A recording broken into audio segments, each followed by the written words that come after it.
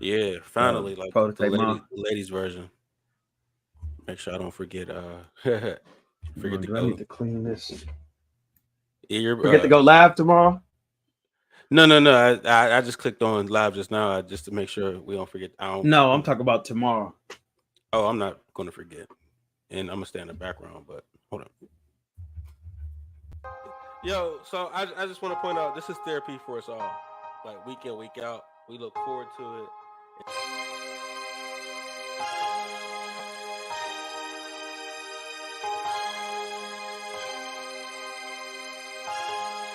Listen, Fellas, it's gonna be one of them nights. It's gonna be. I'm telling you.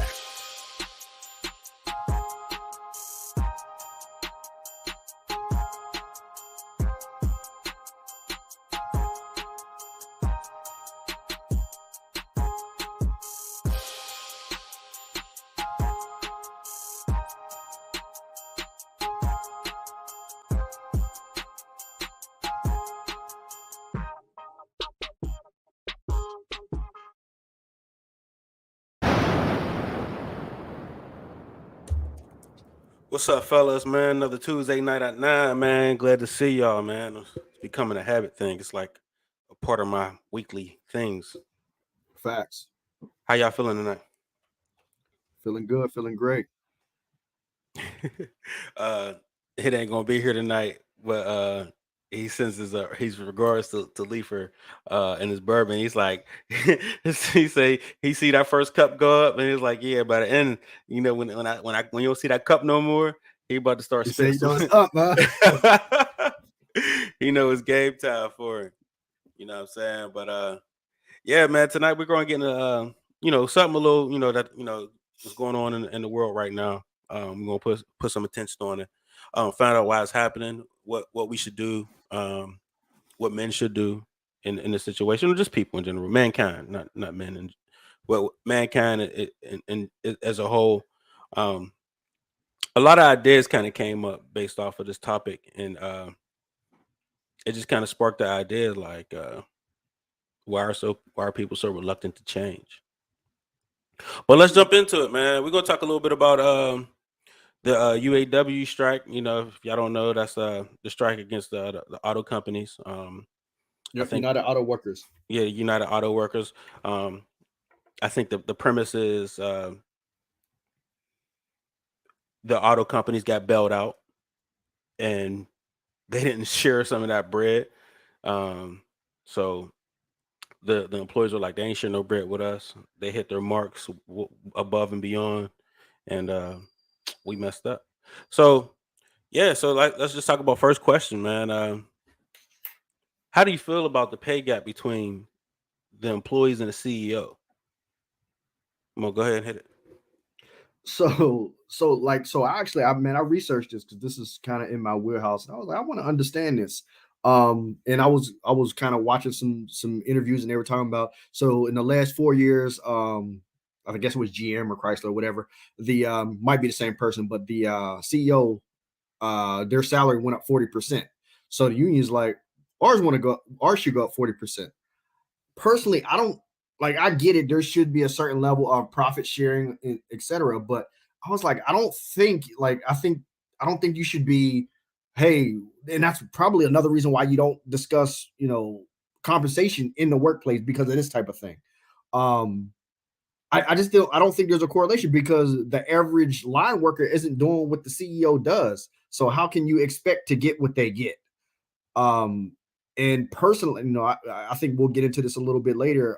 Kind of just thoughts on unions as a whole, but um, so I think that the pay gap. I mean, you get a skill set that's more valued. I think, um, but I think there's other points that we're going to get to where I kind of touch on that and kind of the problems I have with unions and my stance on it. But yeah, let's get into it. This is going to be a good one, man. I'm definitely interested in this one.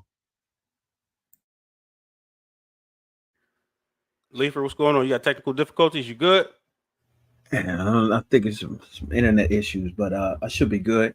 Um, yeah, I tried to do a little background because I wasn't deep to the fact that there was another strike in the in the auto industry. Like I knew some about the some of the other strikes, like with the writers and the actors, things like that. But I didn't know that there was another strike with the auto workers. So I tried to look into it a little bit just to get a brief little background. But like to piggyback off of some of what Mo said, because this was one of the things that I had like I was like I had an issue with, because I can't remember where I was at the time. I might have even been in Detroit at the time or right after when they was going through the issues with the auto industry and with the government bailing them out and things like that. And then I was thinking that they were going to invest into their employees and things of that nature, and they ended up cutting their workforce by some ridiculous percent and automating a lot of those jobs. And then they started doing research into self-driving vehicles and all kind of other stuff. So it was like, dang, man, like they got bailed out and then went back and then cut their staff with the money that they got from the bailout and automated a lot of the processes. So it was a little weird. As far as so I don't know. I look at it from both sides. Like I get it that the workers don't do the same job as the CEO. So in the CEO, if something happens, they're taking the flack for all of that. You know what I mean? But on the other end of it, it's like at the same time, the workers, if the CEO is being compensated or getting raises, it's because the company's doing better. So if the company's doing better, it's probably because of the workers. So if he's getting whatever you said 40% raise or whatever in his salary, which is probably, and it's a woman. She, he, she, them, they. Don't start that mess. Don't start that mess. Because I don't know, but I'm gonna tell all this shit later. I just say he, but you know what I mean. If they're getting a 40% increase in their pay, then something should trickle down to the employees. Not maybe not 40%, maybe not a 40% raise, but 5-10%. You know what I mean? A Christmas bonus, something, you know what I mean? I think it should be sufficient to be able to say, look, we did a good job this year. You know what I mean? We want to thank you guys and, for your hard work and increase that. But I think that's really what the strikes are all about is, just being, getting a fair wage, because that little 1% or 2% raise that they're getting, it's not even aligned with inflation. So, all my bills then went up and everything went up and increased, but my pay, my pay didn't increase. So it's like, you're fighting against that. So yeah, it's just weird. Like I understand the CEO's position, but I also, man, you gotta be with the workers, because the ship don't run without the workers. So I kind of want to, I'm kind of on your side, Leifer, with that. As far as the CEO, like you're going to take a 40% increase on your salary. Like that sounds bananas to me. You know what I'm saying? It shows a huge amount of selfishness, and for that not to trickle down, for the whole company not to move that way. You know what I'm saying? Like that's just wild to me, on how you at the top could just be so greedy to bump your pay to 40%, and then everybody else is on a 1%, 2%, yearly. But that's not what's happening. Like, well, I mean, but I'm just saying, but just to look at that though, like just to look at that, because if you don't know, like if you're just an employee, you're just looking like, wait, what?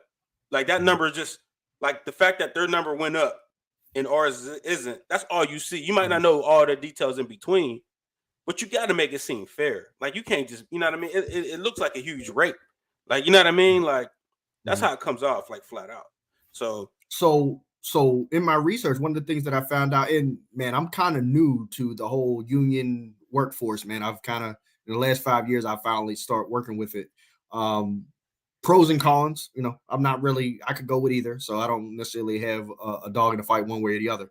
But one of the things that I noticed, these UAWs, the ones that specifically went on strike. So in these 4 years, as the CEO went up 40%, they went up, I think it was like 15 to 20%. So it's significant. And then also, with that being said, in my opinion, and obviously I don't do their job, so what does my opinion count? But they make on average $33 an hour. that's significant, especially in Detroit. For somebody who lived in Detroit, that you can make a decent living with that. So, and I did the math. So 40% off of that, I'm like, man, these folks gonna be living like kings. And when's the last time people was clamoring to go buy an American-made car?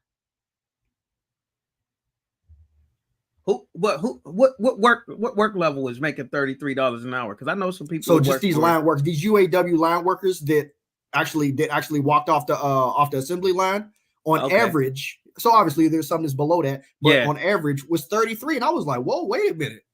That's pretty good money to not have a specialized skill. That's great money. Yeah, that's great money. That's great money. But what I'm looking at is like, is that somebody who's been with the company for 20 years? That's what I mean? That's making higher, and then it's just the average. Okay. Yep. Because so there's some like you said, folks that have the seniority, and we're going to talk about a little bit of that kind of have an issue with that whole model with the seniority or whatever. But like there's folks just up there in the 38s and the 40s that don't have, and I hate to put it this way, but don't have any specialized education or degrees, just based off of you stuck around the longest, so you're getting paid top dollar, not based off your performance. And I think it creates a culture of mediocrity. And I think that's probably kind of how we got to the level of where our cars are. Like our cars aren't nothing special. So should they really be making this type of money? And that's CEO worker included.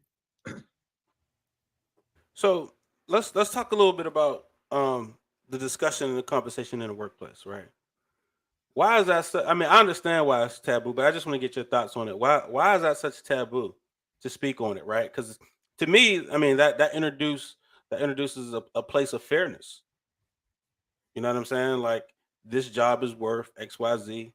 Nobody's getting backstabbed. You know what I'm saying? It shows fairness. I have these credentials, so that's why I get paid XYZ. You know what I'm saying? So why is that such a taboo thing to discuss compensation? Because the world as a whole, specifically in this country being capitalistic, it's not meant to be fair. So that's the problem. So like there's I think 4 states now, like New York, California, some others. They actually passed a law called the Pay Transparency Act. It's getting bad because people are like, somebody who's been in HR for years. I've seen this stuff, like, and there's reasons behind it. It's not always anything sinister, but like there could be somebody who specifically they're making more than their boss just based off of their level of competency coming in, their level of network within that company, and then the value that they have to if they leave. So there's other factors that play into that type of thing, and it can kill morale. You know what I mean? So I'm actually not a fan of it. Like, I mean, I think everyone should be making a fear of, with it, like what they call it a pay band or pay grade. I think that should be, within reason. But for everybody to know what everybody makes, I think it's a bad idea because it kills morale, and then it ruins kind of the continuity of the team because everybody's going to be like, oh, well, wait, this person's making more than me a little bit. And next thing you know, they're going to be like trying to jump. So it's kind of hard to have sustainability that way, in my opinion. Lee, what's your idea on it? I don't know. I got a couple different thoughts on it because, it's always, in certain workplaces and that I've been in, where you got people coming in and, maybe they're the boss's nephew, or maybe there's somebody and they're coming in, and you've been there for 7-8 years or whatever. And, you've been getting nominal raises and things like that. And this person comes in and they're making, comparable to what you're making pretty quickly. And it's like, okay, well, how does this work? You know what I mean? Like, you paying all these people to come in who might end up quitting, you know what I mean, in 6 months.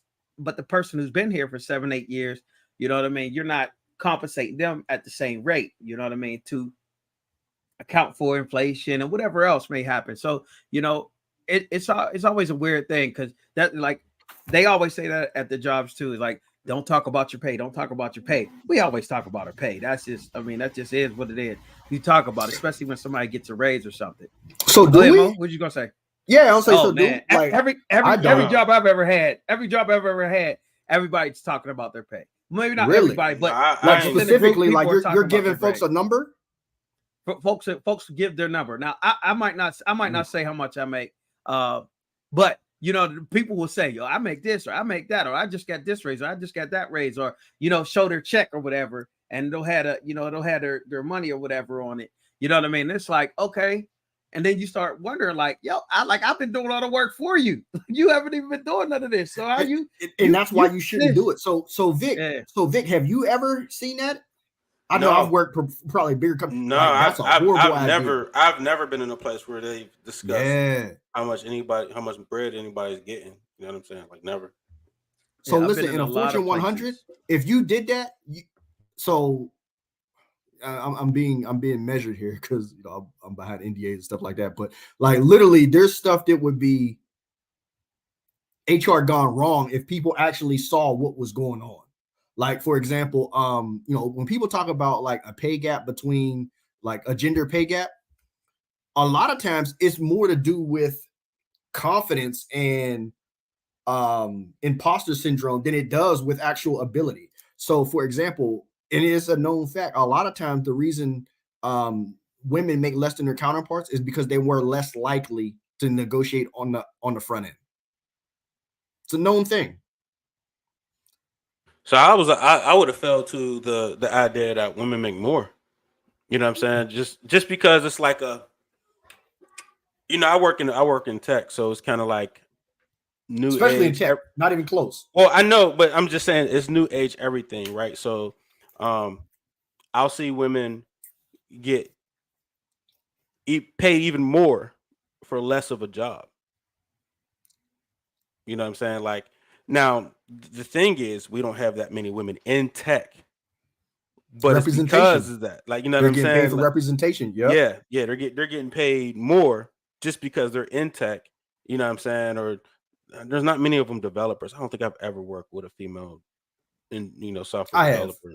but they were foreign. But yeah, I have. Yeah, but I like maybe some DBAs, something of that sense, but never like a flat out. But I've gotten paid less than a DBA, and that shouldn't, you know what I'm saying? That shouldn't be the case. But I think it's because she was foreign and a woman that she probably got paid more. You know what I'm saying? But that's what I've seen, like women getting really paid more because they're representing a minority. And you know, my take on and that you is can't it's be their network. They're leveraging their network, and that's why they're making more than you.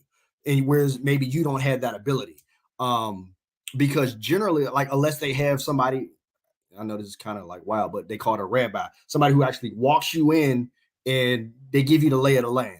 When you don't have that and you're walking in blind, I mean, I know you have the kind of the glass doors, the Indeeds of the world that kind of give you, maybe even LinkedIn, which tells you kind of, okay, well, this is the pay range. Man, usually that's so off. That's mid grade. But like when you actually know, and somebody who's like they know what the scale is, they're like the recruiter, and especially you, Vic, you've worked with recruiters as he hates them. They'll actually tell you, they'll be like, oh well, they're paying 75 for this job because that's what they want to pay, knowing that they're going to be able to get kind of the difference from what the actual scale is, whereas the pay might actually be 109. Think about how much leverage you would have going into that interview knowing that. And sometimes when you're leveraging that network, whether it be went to the same school, family ties, whatever, boyfriend, that's a big one now. Like, you know what I mean? I've really seen that a lot. Oh, well, I used to date such and such, and it usually doesn't last when you do it that way, but whatever. But I've seen it, especially like at that entry level when they're trying to come in. I've seen that. And they're like, oh, well, my girlfriend put me on, or, yada, yada, yada. But I think ultimately it's leveraging kind of those three things, whether it be representation, competency, and then network. Those three things, once you have kind of all those boxes checked, I mean, you can totally leverage your compensation easily. So I want to kind of change gears into this thing is starting to spread nationwide at this point. You know what I'm saying? Like I think the UAW president just called for more workers to, stop across the nation. So it's like spreading to the South, which I thought the South was very anti-union. Yeah, very much. Oh, you can, but they're very anti-union. Yeah, but yeah. So I mean, that was new to even see, like the map. There's a map shown on who's starting to leave work or whatever, or who's coming to the picket line, and to see that in the South so heavy, I'm like, that's different. But why do you think they can't come to terms? Like, so I guess the original profit sharing was like $1,000 per billion they would get on the yearly. You know what I'm saying? So are you saying that is a good or a bad thing? That's bad. I didn't know. So like as I was researching that, because I kept hearing profit sharing, but I could never see what the split was. Yeah, that's trash. Yeah, so the split is like, so every billion, the profit sharing goes to like 1,000. And who knows? They probably split that up in like some type of equity or some type of like stocks, or you get like this the profit. And that's sharing. what I was gonna say. Like I work for a company where like the profit sharing was through their private shares. Right, and then it's vested, so you got to stay around, because I remember that was a thing. Like, so it's almost like a golden set of handcuffs. Right. So they didn't give you a bonus. You could have this. Yeah, but you got to stick around for another 2-3 years at a lower pay than which you're available on the open market for. And I'm like, this is a scam. So yeah, right. I understand. So you're saying that's low. So what should be? So I mean, it depends on the size of the company too. It depends on the size of the company. Here's sort of the terms is like, I know the auto employers want like the union wants like 36% increase over 4 years. And they want to go to like 4-day, 32-hour work weeks. I mean, but these firms, they want like a 21%. They're agreeing to like a 21% increase. And that's just about it. So why do you think it's so far apart? And what do you think is fair? It's typical negotiation. You go high, and then I'm assuming that I'm going to get something much less than that, and we meet somewhere in the middle. But I think there's something way bigger at play that I've been kind of avoiding get into it. What they're doing is they're removing the middle class from this country. Like, it's totally being eliminated in front of us, and these unions and these strikes is the direct competition of that. They're trying to fight that, because they are, all this stuff is like people making careers and money off of soft skills. AI can potentially replace that. So if you're not having this specific skill set, you're not really needed no more. And if you are needed, it's maybe on a more of a contractor level. It's not, 6-figure type money anymore. And it's not going to be where you're going to be able to sustain this pseudo luxury lifestyle. I'm telling you, this is really what's going on. And I've known it was coming, being in HR. I've known this was coming for a long time, because I've seen kind of how it's been woven into it. Like, so for example, most people around the country are being brought back into the office. And a lot of that is actually being used as a way to filter out people. It's called forced attrition. So like, hey man, we need y'all to come back into the office. Folks didn't, already kind of did what was best of them. They might have moved to somewhere that it was more cost effective or a lower cost of living, even though they're getting a high pay rate. So by them bringing them back, they're like, well, we know they're not going to come back. So we're going to lose. So they're going to leave, and potentially we're not going to have to pay them severance. So a lot of that is actually like by design. So yeah, I mean, I just think that, this is actually. Are you sure that wasn't in the NDA somewhere? you giving up the goods. Listen, hey, this stuff is crazy. Yeah, this makes sense though. I have a sidebar question for you after you finish your thought too. So, but with that being said, though, this is kind of like, as much as I'm like, man, unions, man, they kind of mess it up for the everyday working man. They're their last line of defense as well for what's actually coming anyway. Because and as you see, man, it's not just auto workers. You see out in Vegas, man, they have the hospitality workers are doing it as well. And I didn't even know they were unionized. Yeah. So I'm telling you, this is what's coming. Yeah. So you're saying that the bigger thing at play, you said these unions keep the middle class intact. Is that what you're saying? They Are are they the right now. infrastructure Yeah, or backbone of the middle class? they are. And they were. They That's were actually interesting. what propped it up in the very beginning, actually. Yeah, After the yeah. world wars, they came back. Now, it's a whole different discussion on, how they kept, and I'm not even gonna say minorities, how they kept black folks out of these unions, Mm-hmm. Yeah. how they, A lot of that robbed stuff us was of started in resources. Pittsburgh. So Yeah. Phew. Yeah, yeah. don't get me started on that. Yeah. Um, but yeah, so as much as you're kind of like in early, I won't say is your as I'm like, man, these guys are kind of like messing it up, but they're actually the last line of defense on trying to maintain what is the middle class in this country, because that's Mm. what makes this country one of the greatest that's out there. Once you That remove they, that, they could. we're kind of a third world country. What's your thoughts, Lee?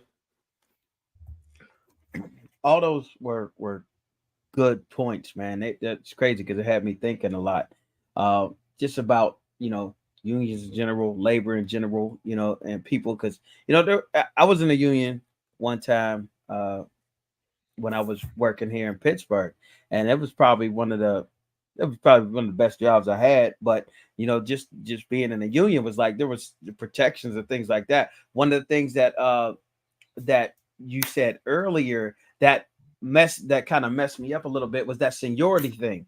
So you know what I mean? Because I came in, I was new, fresh, but I was more qualified. You know what I mean? I had my credentials, had the degrees and stuff like that, and so they gave me the position. But I think they overstepped their bounds and they overpassed somebody who was there already and had seniority, but I had the skill set and the ability to do the job better than this person, and they had to go back and appeal it to go through the union or whatever. But you know what I mean. I think there is a need for the union, and that I didn't think of it that way, the way you put it, because you have a wholly different perspective being in Mm-hmm. HR. You know what I Mm-hmm. mean. So you see it a different way, because you're dealing with those human resources. Um, but I didn't see it as that being used as a way to kind of get rid of the middle class. You know what I mean? And the unions fighting against it, because if you look over all of uh the strike documents, for each of these different strikes, whether it's the hospitality workers, whether it's whether it's the writers, whether it's the actors, whatever it is, they're all fighting against AI. You know what I mean? Mm-hmm. They're all fighting against this automation of these processes. Okay, and they want protections against it. Okay, if we lose these jobs to AI, then we want a specific percentage, or we want guarantees. So they see what's coming. So we talked about a lot of that automation with the self-driving cars. Like they see what's coming down the pipe. Even in streaming, you know what I mean, movies and things like that, they're not getting the same residuals that they were getting when it was playing on DVD, or when they were playing in the movie theaters and things like that. Now it's a whole different game, so they're coming back and trying to get those protections back, because you're right, a lot of those people that was making those blue collar salaries, you know what I mean, with a lot of these jobs, man, they will be X'd out if a lot of that automation comes. They're even talking about using AI in restaurants. You know what I mean? They're taking away a I've lot of seen the that. Have you servers. seen that in McDonald's? There's some McDonald's that Yes. are Yeah. like people. I don't know, people. This is the right word, but like or very little people. And I was like, oh, Yeah. but Yeah. that is a direct They that got the is a new direct burger correlation. flippers. Yeah, They got the that's a burger direct flippers. They're correlation. making the As you see, burgers.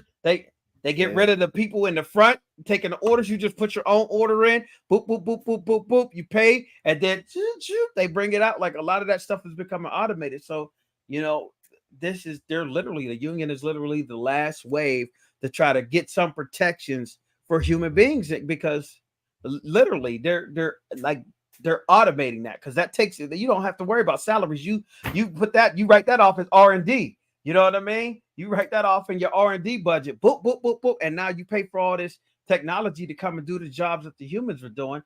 And that's crazy. Even with the writers, like the AI technology they got that'll write up scripts and stuff for you. All you got to do is give them a couple ideas and they piece everything together. That's crazy. You know what I mean? That is crazy to think about. And them using the AI to I saw something. I don't remember if it was. It probably. I think it was Tupac. They did a little AI thing with Tupac, and they created this whole new song. Got a certain little excerpts from like 30 of his songs. They used like lyrics from like 30 of his songs, put it together, and created a whole new song to a beat. Don't use an AI or something like that. It was crazy. So yeah, that perspective that you gave, man, that's crazy.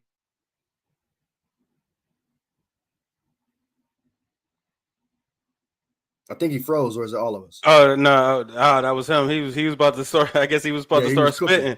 Yeah, he was about to give up some gems, huh? True. A quick sidebar. I don't want to get too far off, but HR is generally a field where men don't enter in. You know what I'm saying? Like you I know you probably work with 90% female, right? Yep.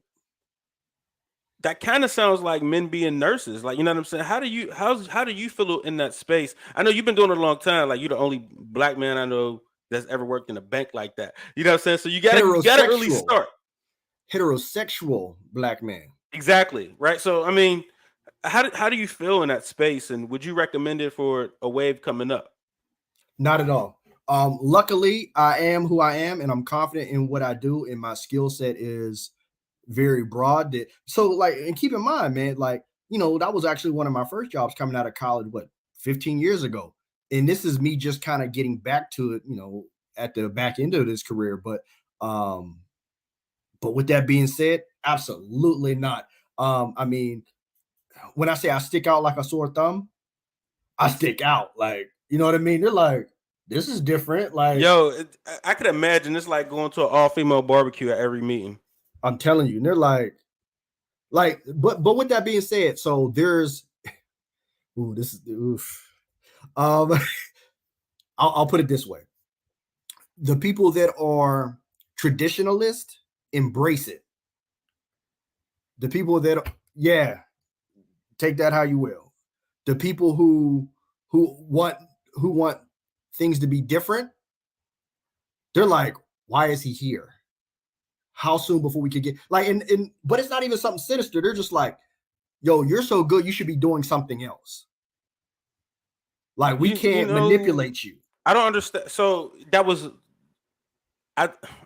backwards to me. Right? You said the traditionalists embrace it, and I would think traditionalists is like, get him out of here. And you're like, people who you're saying people who are for change are like, why is he here? When you think that, is it because you're heterosexual, or would it be at why is he here if you were not heterosexual? No, I would technically be one of them, right? So, and I'm trying to be mindful of what I'm saying, but so think of it like you know how they always say that black women are a double minority in corporate America? In HR, I'm the double minority. Like, so I'm coming in there, like, so for example, if somebody's coming to me and they're talking to me about DEI, which means diversity and inclusion, right? Diversity, equity, and inclusion. And I'm like, oh, okay, so we're talking about how we can get more black folks to do this. Oh, no, we were talking about women. I'm the only one in the room that's like, this, no. Get him out of here. Get him out of here. Yeah. I'm like, wait, how are we saying that, I'm like, well, okay, so we're trying to get, so the ask is to get more black men to do this, right? No, we were thinking about, more women, more pronouns. I was like, wait. I was like, this is too much for me. I need to understand what's the actual agenda here, because that's not truly at least what the definition was supposed to be. And like, that's why we're starting to have a lot, like there's a whole changing of the guard. And so not only am I, a heterosexual black man, I'm a Gen Xer. Like, you're a millennial. Like, so whoever's under us or whatever, this like, or above us is the Xers. So I'm like the last of my generation, I guess, because that thinks like me. Like, I'm literally a dinosaur. Like, it's at least in my mindset. They're like, you're sitting here talking about advocating for black men. And I'm if you look at the stats, I'm like, they're the ones who need it.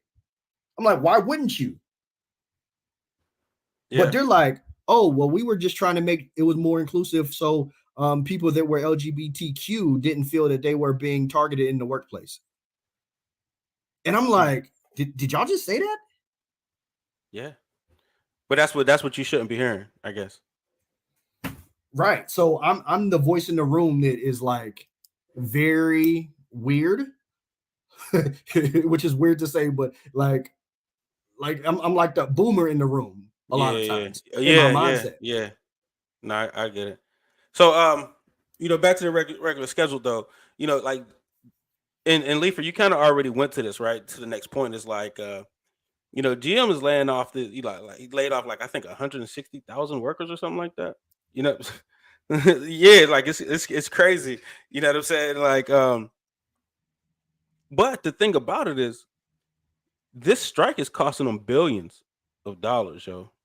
And you would think that would be something to make them yield like billions. Like, you know what I mean? You said that's like, something that would make them yield? Yeah, like get our employees back here. But here's the difference. Here's who yield? Make the firms yield. I mean, because if you're thinking about it, if you're losing billions, you know what I'm saying, because your employees aren't here. So there's no production, nothing's going out. So they're losing I have a little pushback for you. Are y'all familiar with the yellow freight strike that went on? So that was the company with the freight brokers or whatever. And like it was on social media, and there was a guy that like he comes in, he was a truck driver, and he comes in, he's like, you mean to tell me after 30 years I don't have no pension? And they're like, sorry. So what they did is they filed for bankruptcy and they just walked off. So here's the point that I think that people, and I've been waiting to kind of touch on this at some point during this show. They have all the coffers of money. What they say, if you don't got the money, don't go to war. Yeah, they got the money. They got the money. Like, so like you want to make this fight and you want to go like you. That's why I was asking who's going to be conceding, who's going to like give in, because they're losing all this money. At some point, they could just take their ball and go home. Like, I'm already rich. We good. Well, I mean, I don't think at that point it's about the money. It's really just about the business, right? The money is just to keep score for real. But winning the business is the main goal. Once you get to a certain point. But I mean, isn't that what we were talking about? We're talking about the individual and their level of Well, I'm talking about living. No, well, the CEOs versus the CEOs. Yeah. Well, the CEOs, like not as the individual CEOs, but the firms versus the people. You know what I'm saying? Damn, this is going to get controversial. I'll put it this way.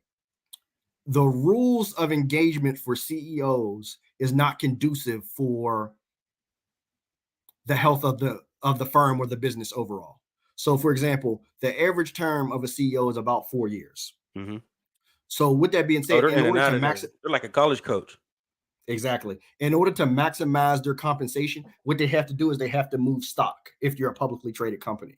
Mm-hmm. So are you really making decisions that makes you stronger over 30 years if you know you're only going to be there for the next 3? Mm-mm. Yeah, different game. 2 different games was playing. Yep. So that's as deep as I can go into it, but if I get it. Because I mean, when you speak about the term, when you think about the shortness of the term of a CEO, you know what I'm saying, that makes a lot of sense. You know what I'm saying? I can instantly apply that to how coaches bring their kids in, bring their kids out. You know what I'm saying? So does graduation rate matter when you're going to be gone in 4 years? Like, no, you're there for 2-3 years, and you know what I'm saying, you're gone. What's your thoughts, Lee? I missed the question, but I mean, it's really just about so what I really wanted to get to, I didn't even get to touching on the point, right? Is the AI coming in to replace these jobs? You know what I'm saying? Is what I really want to talk. So I think the strategy here is they don't care if they're really leaving. You know what I'm saying? Because that's giving them the opportunity to get, automation in. You know what I mean? Like, okay, we're losing these billions or whatever, but now we're putting like they're gonna when this thing ends, they're gonna come back and there's gonna be a robot at they post. You know what I'm saying? And it's not even going to be them coming back. Like there'll be a drone flying in some footage. Like, yeah, look at the new GM plant. They're doing everything automated. But one caveat I want to add is these people are fighting for a dying industry, a dying skill set. You know what I'm saying? Like most Great companies point. don't like think about it. I don't even think Ford makes cars anymore. They only make trucks. I didn't know that. Okay. You know what I'm saying? Like most cars. And then what was it in 2025? They're no longer going to make gasoline cars. They're all going to have to be what, Exactly. EVs? They're fighting Yeah. for they're fighting for a change of industry. So I mean, you can't hold back industry. You know what I mean? Like if it's innovating, then you gotta adjust. So what's And gonna that was one of my points before when we were talking about, I was talking about, kind of that model of the seniority, it breeds mediocrity. And it's the enemy of innovation and high performance. Because and I've totally been a victim of this. You do a job so good, they're like, man, you did such a good job. Turn the light out on your way out. So and then lastly, I think the thing that's going to really happen that is an unintended consequence. So for all the people that are, unionized and they're able to do this and they have that leverage, that's dope. But it's about the people who aren't, all of us, right? So what's going to happen is, who do you think that cost is going to be pushed to? The business isn't going to eat it. They're going to push that onto the consumer. right? But if the consumer ain't buying the products, then it is what it is, right? But The products are things that you have to buy. Yeah, the products are scaled out, and there's a lot of this stuff is through a lot of different mediums. Talk about it. Yeah, the products are scaled out because they're not even just selling. They're splitting up parts of it. Like, okay, we might not sell a whole car. We'll sell tires, or we'll sell this electric technology, or we'll sell like they're really like piecing things out. And in Houston, that kind of showed. I don't mean to cut you off, but Houston that kind of showed was the develop was the relationship between Ford and Tesla. Mm-hmm. You know what I'm saying? Like, yep. You see that, and you're like, that's like iPhones finally getting a Type-C charger. You know what I'm saying? So, facts. Yeah, and it's almost a war you can't win. Like, because they're looking so far down the line, like they're willing to go through these little battles right now because they're already focused on the war. They see what's coming down the line, and I think the point I was getting at is because when earlier I was looking up a lot of these different strikes and things like that, and I saw that the writers came to an agreement, so they're no longer. But the actors didn't, right? Yep. The actors didn't, but in anticipation of this, Netflix is already talking about increasing the price for their subscriptions because if you look at some of those some of the ads from the actors and the writers, like they're asking for like percentages of streaming, they're asking for all of this stuff. So all these companies are already thinking in their head like this is coming to an end soon. So they're already putting this in the price, like, okay, this is how much we need to make to cover this extra cost of this percentage that we're going to end up having to pay these people for streaming rights, so they get residuals when their stuff is streaming on our platform. So they're already thinking ahead. Chestnut checkers for them. Oh man, they're fighting, but they're already thinking, okay, this is going to happen eventually. So let's put this out there. Yo, this increase is coming. Let me let y'all know this increase is coming. So y'all going to have to deal with this. But yeah, I think that's going to happen on a lot of the platforms, man. They're going to have to brace because on one end, they have to appease the investors. And on the other end, they have to be able to now, on the other end, they're going to have to be able to still feel that's like going to be an expensive date. Yeah. Oh man, who you telling? I got this Netflix, baby. I was about to say something. Girl. I'm about to say something, but I ain't finna plug no company for free, so I ain't finna do it. But anyway, what's going to end up happening? You're going to see a lot of these companies start going in suit. Like your Paramount Plus and your who owns Disney now? Was that ABC? Who owns Disney? Oh, Disney owns ABC and ESPN and all of that. Yeah, Right. They're yeah, going Disney owns all. Yeah. Disney Plus. They got But Coming even to like all the Paramount Plus, subscriptions. they're all doing that. They're all collaborating. Like, who got the platform? Yeah. I'll go to your platform, or Yeah. switching. I've seen some on 2 platforms. Like I seen Yeah. BT Plus on Hulu, and I seen them Yeah. on Paramount Plus, Yeah, and they're on Prime. yeah. Like, you They know got what I'm the saying? Like, bundles. they're picking So and they choosing doing who their they own got. backdoor deals. Yeah, They're doing yeah. their own backdoor deals, but in order to be able to appease, they're not going. They're not going to lose no money on this. You know what I mean? Oh, you want more? Okay, let us figure out how they working in the back on their end, working out the numbers to see how they could. Okay, where we need to increase, where we need to do that, so we can maintain this same profit percentage moving forward without taking a hit while paying you guys what the heck you need to get back to work. You know what I mean? So, and that's what it all comes down to, man. They still want to make their money, but they thinking way farther ahead than, you know what I mean, than the actors and the writers themselves. You know, there's Letha just only a small exposed the percentage play. of those. Yeah, only a small percentage of those, you know, those actors and those writers are making like top tier money. Like a lot of them are making, you know, I think I saw something that said the average person in I can't remember if it was the writers or if it was the SAG union, but the average worker in one of those was making $26,000 a year. So, you know what I mean? So that's a real high and real low. You know, if the average is making 26, you know, some of them is making like 14, 10 a year. You know, it might be child actors in there involved in there, you know, but yeah, there's some people making real low. So that's the play. They're already working on it. You know, this is about to happen, but it's going to cost the consumer. Mm-hmm. So here's, I would kind of want to backtrack a little bit, man, and try to get an understanding from you guys. Why was UPS able to be successful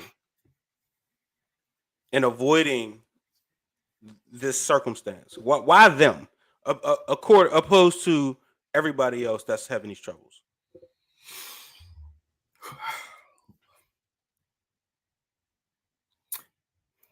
Mail don't stop. You know what I mean? Deliveries don't stop. I think they had a lot more pressure. You know what I mean? Because if you think about the movies and the writing, that's luxury, that's leisure. You know what I mean? You thinking about this? You got people getting their check. You got people getting their checks in the mail. You got people getting their medicine in the mail. Like, it's a critical industry. Checks don't come in the mail no more. Well, so not necessarily check, but there's a lot of, you know, businesses spend millions of dollars mailing stuff out. Yeah, I mean, I send checks. Well, I mean, definitely with everything now, right? You know what I'm saying? I understand. I asked the question I know the answer to, but I just want y'all to kind of elaborate. So okay, let me put it this way. So I'm gonna pose a question back to you. What makes you think that they won? And who won? Because you said they, the company or the workers. Who do you think won? I would say that the Teamster Union won. Got you. Okay. So that changes my response. So the workers are making guacamole based on that union agreement. They are. And here's the problem with that, right? Again, who do you think is going to have to pay for that? The consumer. So what's going to happen is that's increasing inflation. So what's going to end up happening is just based off of like everybody's on the side of the worker until it impacts their life. So for example, if you remember back in the day, everybody was for Obamacare, so everybody could have healthcare until it made your healthcare worse. That's going to be what's going on here. So for example, and to be clear, because I have direct knowledge of this, like I know there's the misnomer out there that these drivers are making 170,000. That's not true. It's a really tough job and they deserve to be compensated well, but they're not making 170K. Like that's not happening. I would say this, like doing my little bit of research on that situation, like if they're delivering these packages in the South in the summertime, or like, and they don't got no AC or no heat in these trucks, like that's grueling, right? Like that is grueling. Facts. Like the fact that they had to negotiate to have AC in the trucks, and it wasn't even. There was a dude out in Arizona that died. That's crazy, yo. That's crazy. Died? Yeah, that's. So like, that's the very minimal. So, and this was the point I was going to make, because I'm being very measured with this for obvious reasons for those that know. But the fact that, so for example, there is a certain level of cost is going to be associated with labor. So based on, and Leifer was kind of talking about that, he was actually kind of given the play. So they're like, yo, so it's called cost of revenue model. So based on what your revenue is, we're only going to spend 12% of that on labor. Because we know, especially if you're a publicly traded company, like, yo, we have to actually report back to these folks. We have to answer to folks, to our investors. So with that being said, 12%, if that's what we're going to have to spend, like that's a fixed cost now, is that 12% because we decided to give that to the Teamsters? You know what we have to do? We're going to have to increase our revenue in order for that to be 12%, since that's what a fixed cost is now going to be. So with that being said, they're going to pass that on. And what's going to happen is it's going to make some people, like small businesses, it's going to make it not as attractive and not even an option for smaller businesses to use UPS. And here's the problem. They're going to drive them out of business because the competition, the Amazons, the FedEx, they have very minimal to no union presence. So there's folks that's doing the exact same job. Did you just say what I thought you said? $20. So are you foreseeing UPS being Radio Shack? Yes. Yes. Yes. That's huge. That's huge. That's huge. Nipsey said this back in the day, like, you know, I know Leifer's a Nipsey fan. He's like, we're going to start seeing a lot of these corporations come to crumble. Yeah. So what do you think is going to happen? Like, you think Amazon's just going to keep, you know what I mean, spiking up? No UPS, absolutely. Man. They knock UPS. I mean, but Amazon kind of uses UPS. Exactly. But the Amazon will just end up buying UPS. You know what I mean? That'll end up, because they already got the fleet. All they got to do is rewrap. All they got to do is rewrap the trucks. You know what I mean? You already got the inventory. Trucks, they pay them. Yeah. You already got everything. You got the infrastructure. You got the warehouses they just already. You said Bezos is waiting. Is he just sitting back chilling? Like, dog, they putting in these plays right now. They already thinking way ahead. They got people just sitting in rooms just thinking. That's what they get. So here's the fear. Think. So this is the part that's going, like, so I'm to take the specifics out of it, I'm going to put it on another scenario or another play that they ran. And if you take that same model back into this, you'll understand what's going to happen. So think about all the malls, the Monroeville malls, the Century 3 malls of the world, right? You know what killed them? Malls, yeah. What killed them was online shopping and the Amazons, right? Mm-hmm. So Amazon killed them, and then then they go and buy that prime real estate to be their hub for them to deliver packages for pennies on the dollar. Yeah. That's the same thing. And the smart companies figured it out. So, and Amazon by itself, that wasn't really kind of the moneymaker. AWS was the Amazon Web Services, where they were doing the whole cloud computing or whatever. Mm-hmm. And what they were doing is they were actually figuring out your secret sauce. They were going into all these Fortune 100 companies and they're figuring out your secret sauce. Because everybody going cloud. And they're paying, and so literally you're paying them to steal your tech. Yeah, your AI, and they're eventually going to become your master. So, and that's why. So literally, I remember I was in meetings probably 10 years ago where they were like, so, and I can say this now, but I remember they were like, "Yo, if Amazon starts selling hammers, we in trouble." Mm-hmm. I remember that meeting, and I was like, "What?" And they was like, I was in the room with some smart people. They were like, "Yo, I see where this is going. This can get bad." But what they were doing is they're actually figuring out your secret sauce, because you're literally giving them all your information, all your data, and they're like, "Hey, do this for me." And and so they're actually kind of streamlining your processes. So they're actually learning how to do your business better than you do. And they say, "Okay, well, you want us to sell back to you these strategies?" No, okay. We're going to go buy Whole Foods. We're going to do it. So if you've seen them, Amazon's gone into groceries. They've gone into pharmacy. You know what I mean? They've kind of gone into the drone delivery space at a very small niche portion of the industry. I'm telling you, like that's the boogeyman. That's the one that's at the gate, and you like, oh, here. And I've been hearing this for years. They're like, and I'm finally kind of starting to see it come to fruition. So that's why a lot of big companies are going away from them. Like the FedExes of the world, they're like, hey, we're not going to actually do business with them anymore because they see like, yo, this is about to be our bosses. Yeah. Man, I had a point, but I lost it about Amazon. It's ironic that we went from auto workers all the way to Amazon, but I guess it's like, man, follow the money, man, and you see who's really behind it all. Always. You know what I'm saying? Like, I don't know if how Amazon affects. Well, we just kind of transition on how Amazon affects the auto. You know what I mean? The auto industry. Lost my freaking point. Oh yeah, okay, here we go. So how do you think these employees, what should they do? Like as far as building skills or whatever. Like, so is there something they can do to either learn new skills, or who should be in charge of learning these skills? Should that be on the docket as far as like the negotiating? Like, we'll teach y'all how to run the machine. We'll teach y'all how to. That should definitely, and that's one of the things I was thinking about earlier, and my thought moved because I started talking about something else.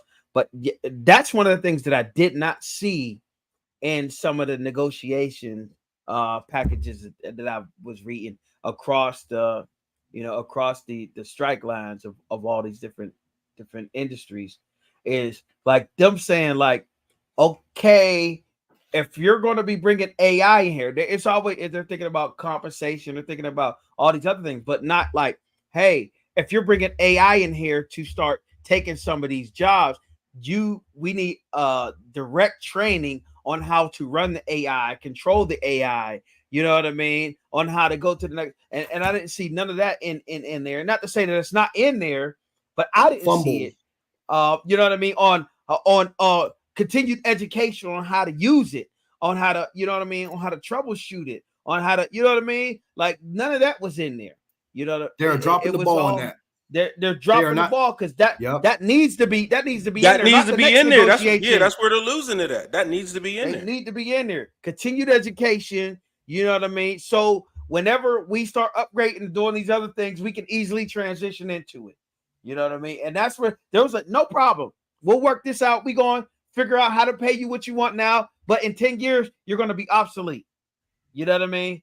And they're playing the long game because they don't care. Hey, we already figured this out. We done budgeted it out for the next 10 years. We know how we going, make these payments. We're going to do this economies of scale. We're going to make these little payments across all of our industries, and it'll equal pennies on the dollar for us in the long run. And then boom, in 10 years, we'll have all this new AI and we'll get rid of you, and we saw that in a small little bit with the GM when they got bailed out. They fired, I don't know, a bunch of their workforce, and then they automated a lot of their processes, and that was the beginning, and now how many years later we're seeing a lot more of it. So I've been wanting to ask this all show because I've heard y'all say bailout a few times. Are y'all talking about 2008 or are y'all talking about like PPP loans that they got a few years ago? 2008 is what I'm talking about. Yeah, 2008. Okay. Got you.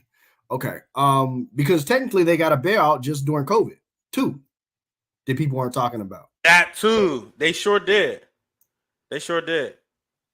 So they got bailed out twice. Yep.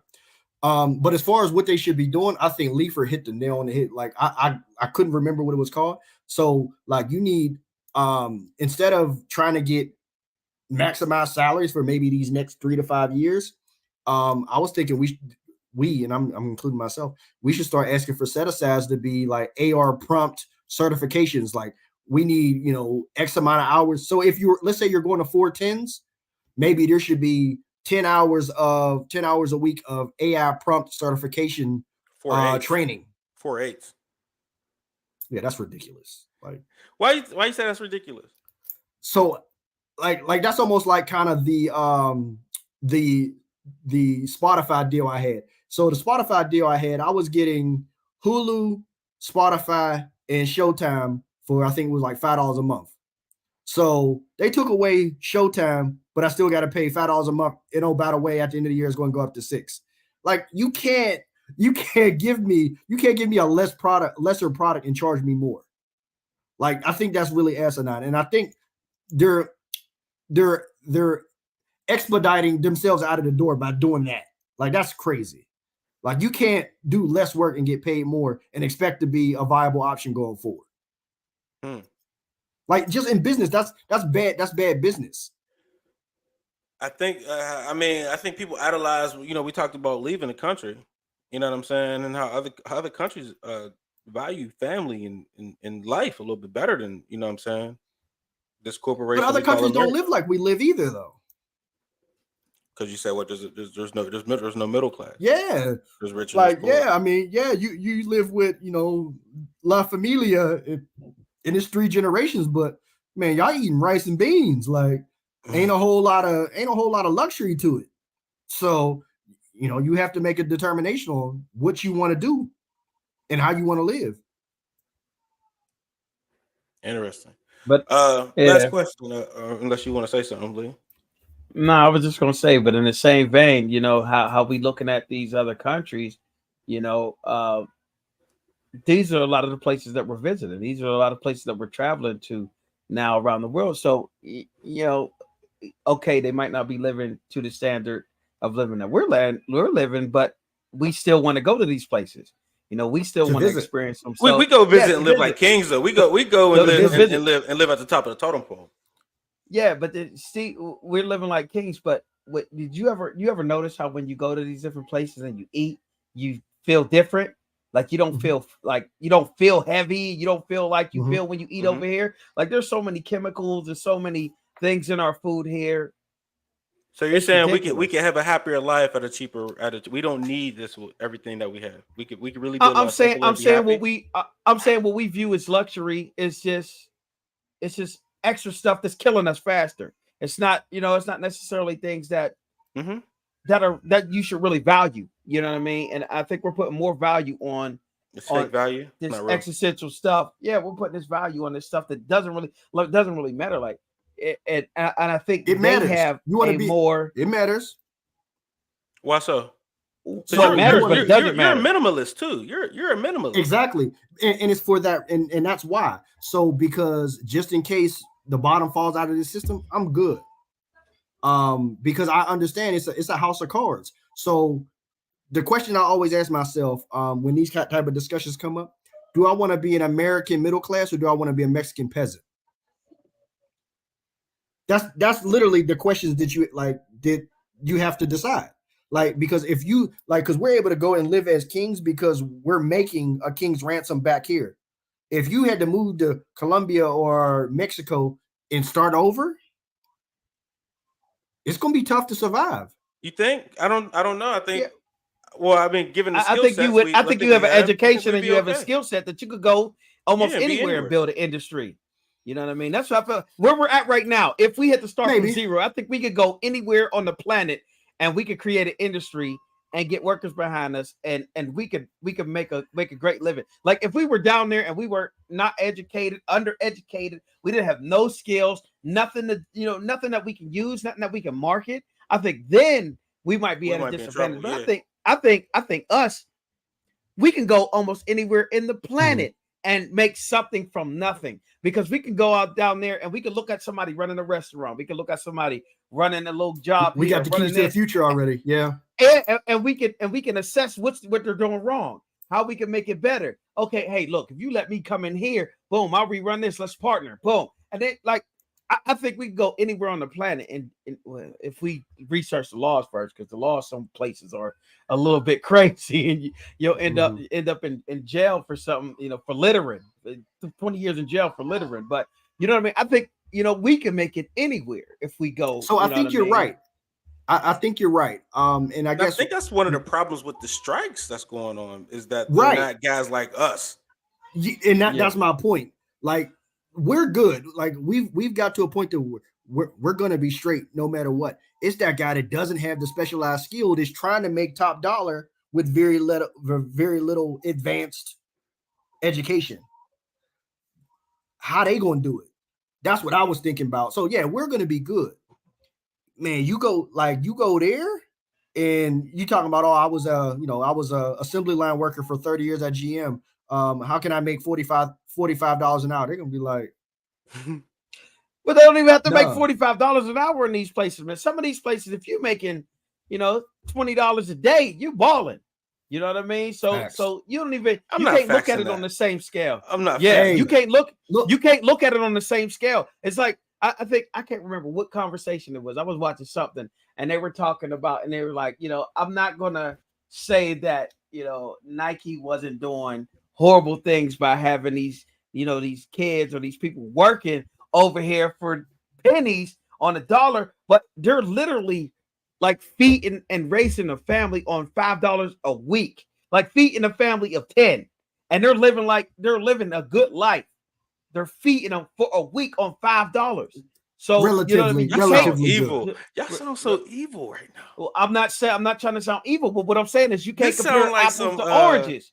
You can't compare apples to oranges. If they was here, they would not be able. First of all, we could barely feed our family for $100, $200, $300 a week. But if you could feed your whole family, that means grandma, your grandparents, your kids, your cousins, your aunts, whoever lives in your tenement, and you can feed all of them on $5 for a whole week, dog, that you would say that's living like a king, right? So you can't trade apples for oranges. It's a different scale. Now, should they have been It's kind of paid right. at a higher level? It just sounds. Should they have been paid at a higher level? Crazy. It sounds But you trash, understand how that sounds. But it sounds crazy only because we don't Sounds like a understand slave the master, economy. but I get it. We don't understand the economy there. To them, they was like, man, they're doing the work. Yo, they're doing the work. We for gave whatever Buddy that we a thousand baht, and he was just like, for me, Dog. for me, 1,000 baht, like no 500 baht. He was super. He was ecstatic. He paid for his family to eat for the whole month. The dude lost his mind. We gave him 500. We gave him 500 baht. I don't know. Hold up. I don't know. We gave him 500. We gave him. I think we. He couldn't believe it. He was like, "You want change?" Like he was just like, "You really giving me 500 baht? Like you like really?" He was like, "Yeah, for you, bro." Like he's like, "Really?" We gave him we gave him like 1,500 baht when we got in the vehicle that last time. We gave him like 1,500. I like 1,200 to 1,500 baht when we got in the vehicle before we even went anywhere. You know what I mean? And he was like, oh. And then I even tipped him on the way back. Yo, he was like, he was loving it. So you can't look at it the same way. You know what I mean? But keep in mind, that's one of the reasons why a lot of these countries don't love it when we come there, because we ruin their economy. What you mean? For sure. Oh, so you're coming and you're throwing all this money around like the same thing. Oh, you're saying like what's that? Is it Mansa Musa? Who is it? Mansa Musa. Mansa Musa. He bankrupted Egypt. He bankrupted Egypt. Because he gave everybody money. Gave everybody gold and bankrupted it. Yeah, bankrupted it. Because so what happens in order for an economy to thrive, there's always got to be a lower class. Yeah, there's always got to be, in order for economy to thrive. Everybody can't have money, which is why the system is built against the working man. Yeah, because you need them. You need the worker. Everybody can't be the boss in order for an economy to work. The economies have failed over and over and over again. Yeah, well, evidently you don't need the worker because they're like, we're getting these robots. Even somebody gotta build the robot, somebody gotta run the robot, somebody gotta create the AI. So it'll just be a new workforce. It won't be the same workforce. That old workforce is going to die off, and it'll be a new skill set. Right. It'll be a new workforce for the new skill the set. school we went to, there was a lot of dudes in there in my class, especially in my field, that was like 30, 40 years old. Yeah. Huh. Like most of my classmates was old. They wasn't our age. Like I'm in there 18 years old, a 40-year-old man. I'm looking at him like, bro. Like, you know what I'm saying? Like, I'm gonna try to say this is politically correct as possible. Were they career changers or were they just losers? No, they was no. I think some of them had stories where they was working a job, an industry, and I know one of them complained a lot about one of the presidents selling all the land, like the like whatever he did. that president affected him to a point. So let's say this is 2000. Who was in office in 2001? Was it Clinton? Or I think it was No, that complaining wouldn't about have Clinton. been. It was Bush. Yeah, George so wouldn't that Bush. have been Bush? That It was was that Bush. was George Bush Jr. for sure. That was Yeah, when it 9/11 was happened. George Bush, but I think he was Yeah. complaining about a lot what Clinton did. Whatever changes Clinton made, or was Oh, he was partnered up a lot with China. I think something. Yeah, he was mad that whatever was going on, like we were losing jobs or something. Whatever happened during that administration, he was just like, "Oh, I understand. I got to come be an engineer now at this point." So here's one of the realest things I've ever heard. I always remember this. This was back when Obama was running for office, and he was in, I want to say it was like a Pennsylvania, one of those primaries or whatever. And they were like he was in that Pennsylvania, West Virginia panhandle type area. And they were like, you gonna bring back these coal miner jobs? And he was like, why? Who wants to do that? He was like, it's bad on your body. It's going to kill you. You know what I mean? Like, why would you want to do that? He was like, no. And what happened is I remember he dropped in the polls like by like 8%. And there's a certain sector of the country that are going to just, fall behind, and they're going to die off the vine because they're not willing to adapt and change. And that's who's going, like that whole middle class, that's who's going to die off first. So what advice do you have for them, or you don't have any? Change. Is that the Please advice? change. Like Change. read the room. You better do something else, because the stuff that's gone, it's not coming back. Yeah. That's difficult. Is your advice the same, Lee? Because you work with a lot of like people in that in the lower, you know what I mean? Like you're still connected to the people that way. Yeah, it's difficult. You know what I mean? Even with the union, so it's difficult to be able to change your skill set into something that you don't know, don't understand, don't really like. You know what I mean? Like a lot of these new way, like even like everybody else, in my friend group and in my peer group, they're into the technological changes and things like that. I'm not. Like I don't care at all. So I'm never even like, I don't even try to learn how to use my phones. Like I get the oldest, cheapest phone just because it doesn't matter to me.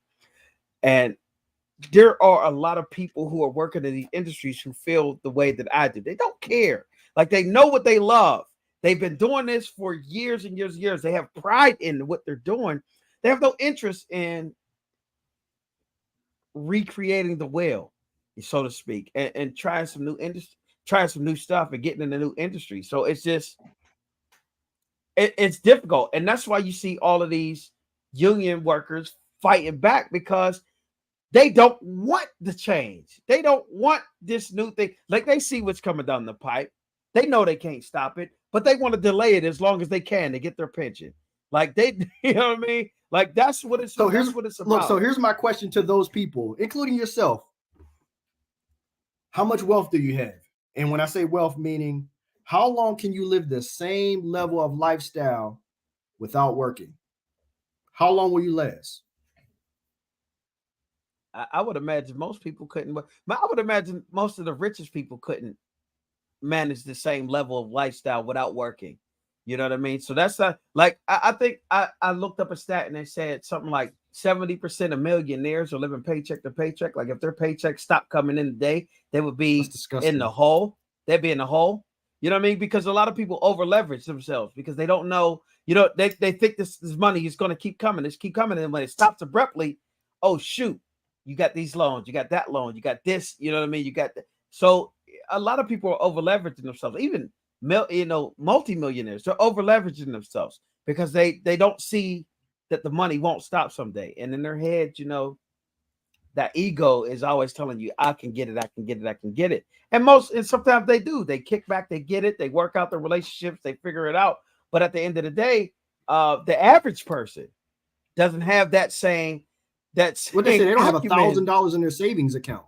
Doesn't have 500. So they lose it. It's a problem, which is why they're fighting so hard. But one thing I think from the UAW strike, I think they're. Let me pull that up, man. I think they were getting like $500 a week or something. I think that was what their that was what their That's the what strike the fund. people. That's the strike fund. Yeah, they're getting $500 from the union. With that. The union from the union for striking. That's That's their war $2,000 a month. chest. That's their war chest.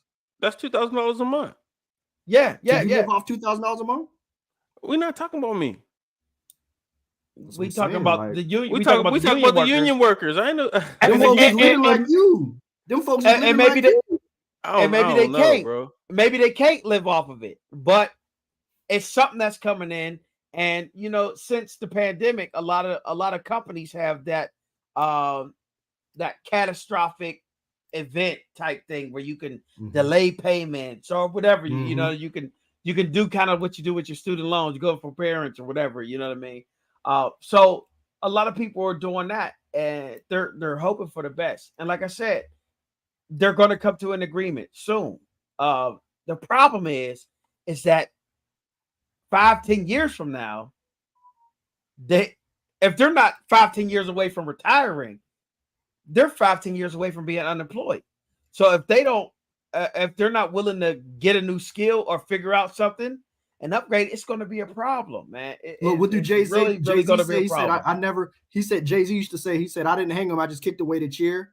That's all that's going to happen, because those, in my opinion, those workers, man, they're putting a noose around their own neck. That's it. And kind of funny story. Like, remember when we were doing the whole survivalist series or whatever, and we were talking about, you know, what would you do or whatever? The thing that my mind went to, I was like, I'm a financial survivalist. And I started kind of thinking about, like, I wasn't thinking about if the electrical grid went down. I was like, what if the money system went away?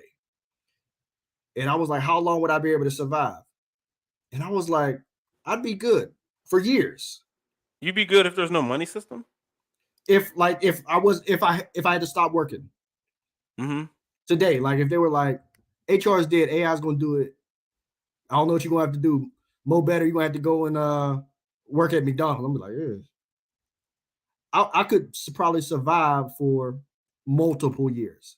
No, I'm saying, like, okay, you're just talking about financials. Yeah, like I'm not like, yeah, now if like the whole system, yeah, I don't know what you're gonna do then. Yeah, that's like, I was like, what? Like you gonna go to the bank and there's like, oh, there's no money. No, not that. I'm talking about if like your jobs went away. Oh, okay, yeah. I thought you were saying like I'd be good if there was no money system, like there's no system. Yeah, like no. what you want? Yeah, like the money crashed and the dollars gone and you're in trouble. The then, digital system ain't work. I know what I'm doing. If that ever crashes, man, I'm calling Tom, and me and Tom is going. Me and Tom is gonna figure out how to make it out here foraging and hunting, dog. I'm gonna learn. We gonna make it, dog. We gonna make Tom, it. Man. We got to get him back. We got to get him back. I know he's been a little busy, you know. So I reached out to him, you know, say come on back. But, my man, tie-dye Tom. Yeah, I'm telling you, Tom. if it ever get too bad, dog, you know where I'm at, man. Come holler at me. Look, you know what's great about our shows? We could really go back through our catalog and really, I think we put out so much knowledge out there. I think we got a lot of bases covered, man. Like we're kind of like a dictionary, or you know what I'm saying? Like, man, what would what would prototype that? An encyclopedia. Yeah. For those that even know what that is, yeah, like we're literally a life hack encyclopedia. Period. I got one off question though, because this is some interesting news that came up, right? So you know, it's football season or whatever. The Commanders are being sued because they took off the Indian chief off the helmet.